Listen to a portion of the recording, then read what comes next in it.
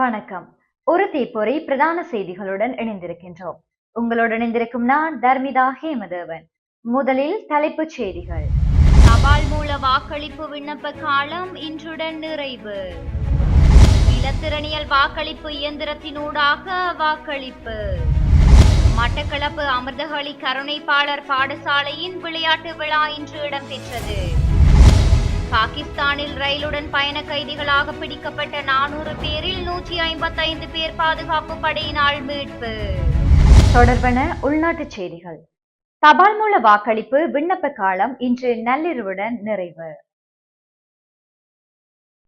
உள்ளூராட்சி மன்ற தேர்தலுக்கான தபால் மூல வாக்கு விண்ணப்பங்களை ஏற்றுக்கொள்ளும் நடவடிக்கை இன்று நள்ளிரவு 12 மணியுடன் நிறைவடையும் என தேர்தல் ஆணைக்குழு தெரிவித்துள்ளது.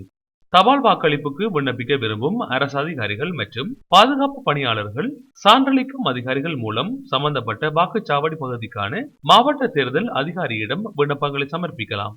வேட்பு மனு அறிவிப்புகள் வெளியிடப்பட்டுள்ள 336 உள்ளூராட்சி நிறுவனங்களுக்கான தேர்தல் போட்டியிடும் அங்கீகரிக்கப்பட்ட அரசியல் கட்சிகளின் அங்கீகரிக்கப்பட்ட பிரதிநிதிகளின் நியமன கடிதங்களை மார்ச் 14ஆம் தேதி காலை 8:30 மணிக்கு முன்னர் ஒவ்வொரு உள்ளூராட்சி நிறுவனங்களின் தேர்தல் அதிகாரிகளிடமும் சமர்ப்பிக்க வேண்டும் என்று தேர்தல் ஆணைக்குழு தெரிவித்துள்ளது. இதற்கிடையில் எதிர்வரும் மார்ச் மாதம் 13ஆம் தேதி போயா தினமாக இருந்தாலும் தேர்தல் ஆணைக்குழுவின் தலைமை அலுவலகம் மற்றும் அனைத்து மாவட்ட தேர்தல் அலுவலகங்களும் திறந்திருக்கும் என்று தேர்தல் ஆணைக்குழு மேலும் தெரிவித்துள்ளது. இலத்திரனியல் வாக்களிப்பு இயந்திரத்தினூடாக வாக்களிப்பு மேற்கொண்டு வவுனியா மாணவன் சாதனை படைத்துள்ளார். இலங்கையில் முதல் முறையாக இலத்திரனியல் வாக்களிப்பு இயந்திரத்தினூடாக வாக்களிப்பு மேற்கொண்டு வவுனியா மாணவன் சாதனை படைத்துள்ளார். வவுனியா விவேகானந்தா கல்லூரியில் நேற்று இடம்பெற்ற மாணவர் பாராளுமன்ற தேர்தலுக்கு இலத்திரனியல் முறையில் வாக்களிப்பு இடம்பெற்றது. பாடசாலை மன்றத்தில் மாணவர் பாராளுமன்ற தேர்தல் தற்பொழுது இடம்பெற்று வரும் நிலையில் வவுனியா விவேகானந்தா கல்லூரி மாணவன் கபிலாசால் அண்மையில் புத்தாக்க போட்டிக்காக கண்டுபிடிக்கப்பட்ட தேசிய மட்டத்தில் முதலிடம் பெற்ற இலத்திரனியல் முறையிலான வாக்களிப்பு இயந்திரத்தை பயன்படுத்தி வாக்களிப்பு செயற்பாடு இடம்பெற்றிருந்தது. மாணவனினால் கண்டுபிடிக்கப்பட்ட இந்த இலத்திரனியல் வாக்களிப்பு இயந்திரம் இலங்கையின் முதல் முறையாக ஒரு தேர்தலுக்கு பயன்படுத்தப்பட்டிருந்தமை இதுவே முதல் தடவையாகும். இலங்கை தேர்தல் முறையில் கடதாசி பாவனை இல்லாது இலத்திரனியல் வாக்களிப்பு முறை அறிமுகப்படுத்தப்பட வேண்டும் என்ற நோக்கோடு குறித்த மாணவனினால் கண்டுபிடிக்கப்பட்ட இந்த பொறிமுறை முதன் முறையாக மாணவர் பாராளுமன்ற தேர்தலுக்கு பயன்படுத்தப்பட்டிருக்கின்றது.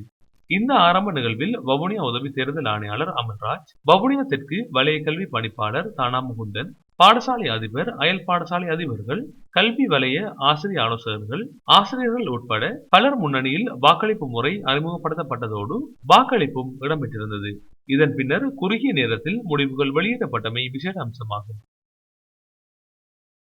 மட்டக்களப்பு அமிர்தகளி கருணைப்பாளர் பாடசாலையின் விளையாட்டு விழா இன்று இடம்பெற்றது. மட்டக்களப்பு அமிர்தகளி கருணைப்பாளர் பாடசாலையின் விளையாட்டு விழா இன்று சிறப்பாக இடம்பெற்றது.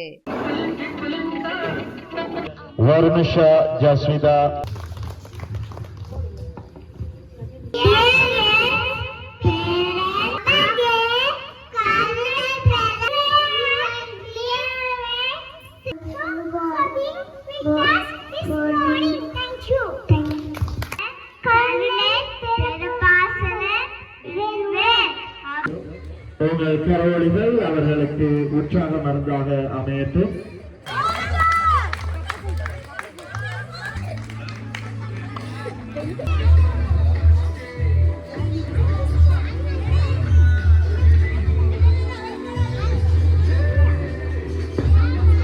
நமஸ்காரம்.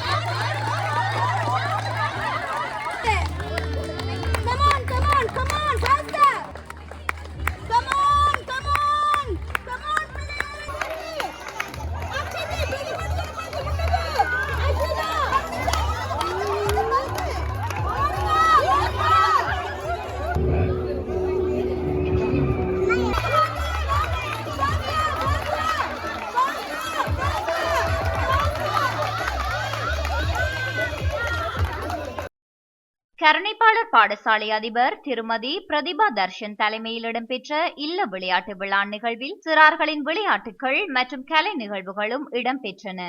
இதன்போது மாணவர்கள் 2 இல்லங்களாக பிரிக்கப்பட்டு மாணவர்களுக்கான தனி விளையாட்டுகள் மற்றும் குழு விளையாட்டுகள் என்பன இடம்பெற்றன.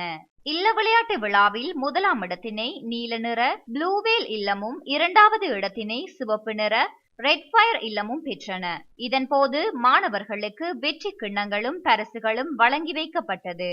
நிகழ்வில் முன்கல்வி பணியக கள அலுவலர் எஸ் பரணிதரன், ஆசிரியர்கள், மாணவர்கள், பெற்றோர்கள் என பலரும் கலந்து கொண்டனர். மாணவர்களின் திறமைகளை வெளிக்கொணரும் முகமாக இவ்பாலர் பாடசாலையில் இவ்வாறான செயற்பாடுகள் தொடர்ச்சியாக இடம்பெற்று வருகின்றமை குறிப்பிடத்தக்கது. 2025ஆம் ஆண்டுக்கான அனைத்து அரசு மற்றும் அரசு அங்கீகாரம் பெற்ற தனியார் பாடசாலைகளுக்கான விடுமுறை தொடர்பில் கல்வி அமைச்சு அறிக்கை ஒன்றை வெளியிட்டுள்ளது. 2025ஆம் ஆண்டிற்கான அனைத்து அரசு மற்றும் அரசு அங்கீகாரம் பெற்ற தனியார் பாடசாலைகளுக்கான விடுமுறை தொடர்பில் கல்வி அமைச்சு அறிக்கை ஒன்றை வெளியிட்டுள்ளது. அதற்கமைய முதலாம் தவணைக்கான பாடசாலை கல்வி நடவடிக்கைகள் எதிர்வரும் 14ஆம் தேதியுடன் நிறைவடையும் என அறிவிக்கப்பட்டுள்ளது. மேலும் முதலாம் தவணைக்கான 2ஆம் கட்டம் பாடசாலைகளின் கல்வி செயற்பாடுகளுக்காக ஏப்ரல் 1ஆம் தேதி செவ்வாய்க்கிழமை மீண்டும் திறக்கப்படும் என்று அந்த அறிக்கையில் குறிப்பிடப்பட்டுள்ளது. தொடர்பான வெளிநாட்டு செய்திகள். பாகிஸ்தானில் ரயிலுடன் பயண கைதிகளாக பிடிக்கப்பட்ட 400 பேரில் 155 பேரை பாதுகாப்பு படை மீட்டுள்ளது. பாகிஸ்தானில் ரயிலுடன் பணைய கைதிகளாக பிடிக்கப்பட்ட 400 பேரில் 155 பேரை பாதுகாப்பு படை மீட்டுள்ளது. பணைய கைதிகளாக பிடித்த பலுசிஸ்தான் விடுதலை இயக்கத்தை சேர்ந்த 27 தீவிரவாதிகள் பாதுகாப்பு படையினால் சுட்டுக் கொல்லப்பட்டுள்ளனர். மேலும் பணைய கைதிகளாக உள்ள 200க்கும் மேற்பட்டோரை மீட்கும் பணி தீவிரமடைந்துள்ளது. ஆனால் பணைய கைதிகளை சுற்றி தற்கொலை படையினர் இருப்பதனால் மீட்பு பணியில் தாமதம் ஏற்பட்டுள்ளதாக தெரிவிக்கப்பட்டுள்ளது. இத்துடன் இன்றைய எமது பிரதான செய்திகள் நிறைவடைகின்றது. தொடர்ந்தும் ஒரு தீப்பொறி செய்திகளுடன் இணைந்திருங்கள். வணக்கம்.